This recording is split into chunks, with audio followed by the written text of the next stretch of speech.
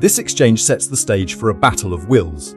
Gary, shrouded in an aura of dismissive indifference, clashes with his patient, a man lost in a swirling vortex of confusion. Their dialogue hints at a fractured psyche, a desperate search for identity amidst the shattered remnants of memory. The very air crackles with unspoken tension, a harbinger of darkness to come. Gary's chilling lack of empathy cuts through the patient's fragile narrative like a shard of ice. This isn't a doctor-patient relationship, it's a dance with shadows where the lines between healer and manipulator blur into an abyss. Gary's disinterest in his patient's pain is a wound that festers, deepening the mystery surrounding his true intentions. A chill crawls down your spine as the patient's words pierce the veil of normalcy, revealing a horrifying truth: murder. Gary is unwittingly entangled in a web of violence, his name whispered alongside a sinister act. Time itself seems to warp, twisting reality into a nightmare of inescapable consequences. Gary's game unfolds with a chilling detachment.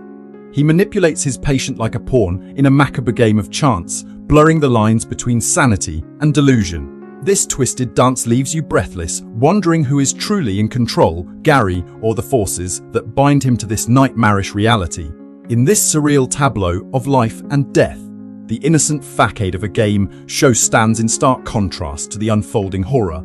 It's a chilling reminder that even amidst chaos, people cling to fragments of normalcy, seeking solace in fleeting moments of distraction. Alessa's plea for help echoes through the darkness, revealing a woman on the brink of collapse. Her desperation is palpable, her voice trembling with the weight of a secret too heavy to bear. This moment foreshadows a storm brewing within their home, threatening to engulf them in its fury.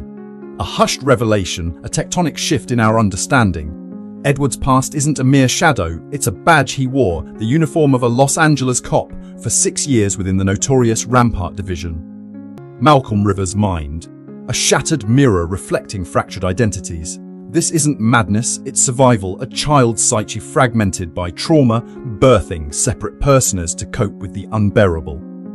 A chilling seed of doubt planted. Could Edward be unaware of his true self, of the darkness that lurks within? Is he merely a vessel for Malcolm's monstrous deeds? Hope amidst the shadows. The psychiatrist seeks not to condemn, but to heal, a perilous journey into the depths of Malcolm's mind, where fragmented identities clash and truth awaits. The tapestry unravels. A shared birthday, a haunting connection, every personality bearing the name of a state, their lives entwined like threads in a macabre design. A chilling echo reverberates through the room. One of Malcolm's personas is the architect of death. The line between sanity and madness blurs as the truth threatens to consume. Edward, trapped within a labyrinth of memory, his reality crumbling like ancient ruins. His mind, a battlefield where fragments clash and doubt consumes him. A glimpse into Edward's past, a studio apartment in Hollywood, a life seemingly erased. Did trauma shatter his very being, leaving only fragments of memory behind? A desperate plea for truth. The psychiatrist fights to save Malcolm, knowing that Edward holds the key to unlocking the truth and preventing an irreversible tragedy. Reality unravels as Edward's identity fragments. He stumbles on the precipice of madness, his cries swallowed by the deafening silence of delusion. A whisper from the past, an orange grove etched in memory. Is it a clue to Edward's forgotten past, a fragment leading him back to himself? The clock is ticking. Malcolm Rivers faces execution within 19 hours. Can Edward piece together the shattered fragments of his memory and save him from the abyss? His voice cracks, a tremor running through him like a fault line. This exchange marks a profound shift in Malcolm's mental state, revealing the lingering trauma and self-destruction that plague him. The phrase "wars don't get a second chance" echoes like a curse, suggesting a warped sense of justice and highlighting his inability to forgive himself or escape his past. A darkness settles around him, threatening to consume him whole. His eyes plead for connection, but they are clouded by the shadows of madness. This dialogue reveals the depth of Malcolm's internal struggle. His yearning for connection with Timmy is juxtaposed against his fragmented reality and haunting hallucinations, demonstrating his desperate attempt to cling to normalcy amidst the chaos.